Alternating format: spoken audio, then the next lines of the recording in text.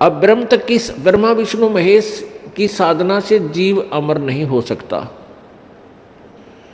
अमर mean जन्म मरण से पूर्ण रूप से छुटकारा नहीं हो सकता, क्योंकि ये स्वयं भी नाशवान है। ब्रह्मा विष्णु महेश का भी जन्म मृत्यु होता है। अब यहां शंका उत्पन्न होगी, जो प्रथम बार इन वचनों को सुनता है वो पुण्यात्मा एकदम जो है दुखी हो जाता है कि भी ये गलत बात कह रहे हैं महात्मा। ब्रह्मा विष्णु महेश के विषय में हमने कभी देखा ना सुना कि ये नाशवान है। तो यहीं से बात बिगड़ जाती है, फिर वो और वचन सुनने को तैयार नहीं होता। पुण्यात्माओं, सत्य जो है वो कड़वी होती है और उसको आपने स्वीकार करना चाहिए। जैसे रोगी होता है, बुखार है, किसी को मलेरिया हो गया, तो मलेरिया के रोगी को कुनीन खानी पड़ेगी, चाहे किसी प्रकार खावे, राजी होकर खा ले, चाहे दुख पाकर खावे। और जब तक वो कुनीन नहीं खा लेगा उसका रोग नहीं कटे, भयंकर बढ़ जाएगा।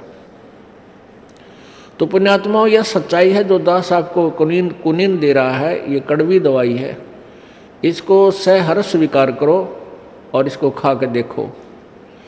अब इसके लिए कि ये सच्चाई है, आपको उन सदग्रंथों के रूबरू कराना पड़ता है जिनको आप सत्य मानते हो, जैसे पुराणों को, वेदों और श्रीमद् भगवत गीता को। जब हम इन्हीं सदग्रंथों में ये लिखा देख लेंगे, स्वयं पढ़ लेंगे कि ब्रह्मा विष्णु महेश नाशवान है, इनका जन्म मृत्यु होता है, फिर के रह गया भाई?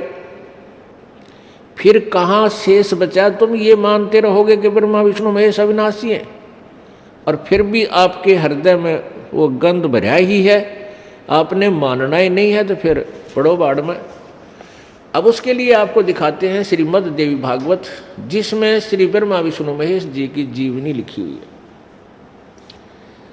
और जिसमें ये स्वयं स्वीकार करते हैं कि हमारा जन्म और मृत्यु होता है, हम अविनाशी नहीं है। पुण्यात्मा, हमने भक्ति करनी है और भक्ति उस भगवान की करनी है जिससे हमारा पूर्ण मोक्ष हो, और उस भगवान को सिलेक्ट करना है, चुनना है कि वो कौन सा है वो परमात्मा जिससे हमारा मोक्ष होगा, जन्म मृत्यु का रोग सदा के लिए समाप्त होगा। और जब तक हम उसको नहीं ढूंढेंगे, नहीं खोजेंगे, उसकी विधि हमें प्राप्त नहीं होगी, तो फिर ये वैसे व्यर्थ बातें बना रहे हैं, अपना जीवन खो रहे हैं। हम भक्त नहीं हैं, हम परमात्मा नहीं चाह रहे हैं। जिनको भगवान चाहिए, मोक्ष कराना है, तो उनको पहले निर्णय करना चाहिए। सफ़र यात्रा पर प्रारंभ होने से पहले उस रास्ते का पूर्ण ज्ञान आपको होना चाहिए जिस पर आप जाना चाहते हो। उसके बाद चलो, फिर कितनी स्पीड से चलो, अब मंजिल की ओर जाओगे। और यदि आप वैसे ही आंख मीच कर चल पड़े किसी रास्ते को, तो जो मंजिल के विरुद्ध है, तो उस पर चलना व्यर्थ है। अब देखिएगा अपनी सदग्रंथ हमें क्या बताते हैं। श्रीमद् देवी भागवत सचित्र मोटा टाइप, गीता प्रेस गोरखपुर से प्रकाशित है।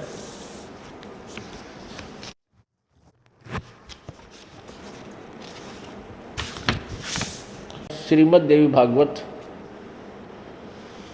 संपादक है हनुमान प्रसाद पोदार, चिमनलाल गोस्वामी। कहाँ से प्रकाशित है? प्रकाशक में मुद्रक गीता प्रेस गोरखपुर, गोविंद भवन कार्यालय कोलकाता का संस्थान, ये गोरखपुर से छपी है। इसके 123 पृष्ठ पे ये देखिएगा, 123 पृष्ठ पे तीसरे स्कंद में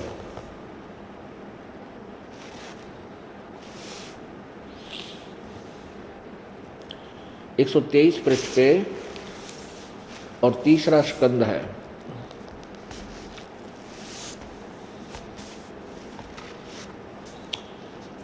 इसमें क्या लिखा है, विष्णु भगवान अपनी माता दुर्गा की महिमा कर रहे हैं। तुम शुद्ध स्वरूपा हो, यह संसार तुम्ही से उद्भासित हो रहा है। मैं विष्णु, मैं ब्रह्मा और शंकर, हम सभी तुम्हारी कृपा से विद्यमान है। हमारा आविर्भाव मीन जन्म और तिरोभाव मीन मृत्यु। हमारा तो आविर्भाव और तिरोभाव अर्थात जन्म मृत्यु हुआ करता है। केवल तुम ही नित्य हो, जगत जननी हो, प्रकृति और सनातनी देवी हो। ये तो विष्णु जी बोले। अब शंकर जी के बोल सुनो। भगवान शंकर बोले, देवी यदि महाभाग विष्णु तुम्ही से प्रकट हुए हैं तो उनके बाद उत्पन्न होने वाले ब्रह्मा भी तुम्हारे ही बालक हुए। फिर मैं तमोगणी लीला करने वाला शंकर क्या तुम्हारी संतान नहीं हुआ? अर्थात मुझे भी उत्पन्न करने वाली, जन्म देने वाली तुम ही हो। शिवे, संपूर्ण संसार की सृष्टि करने में तुम बड़ी चतुर हो। इस संसार की सृष्टि, स्थिति और संहार में तुम्हारे गुण सदा समर्थ हैं। उन्हीं तीनों गुणों से उत्पन्न हम,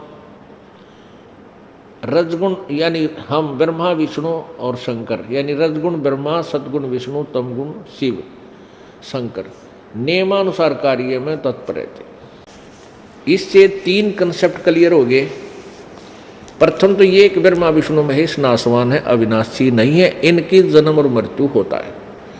और दूसरा ये हो गया कि इनकी माता दुर्गा है। और तीसरा ये हो गया कि रजगुण ब्रह्मा है, सतगुण विष्णु, तमगुण शिव जी। अब ये स्पष्ट हो गया कि ब्रह्मा विष्णु महेश अविनाशी नहीं है, ये मृत्युंजय नहीं है, ये कालज्ञ नहीं है। यदि हम इन भगवानों की भक्ति करेंगे तो हम भी पूर्ण मोक्ष प्राप्त नहीं कर सकते। इनकी साधना से हमें लाभ नहीं, क्योंकि हमें चाहिए पूर्ण मोक्ष।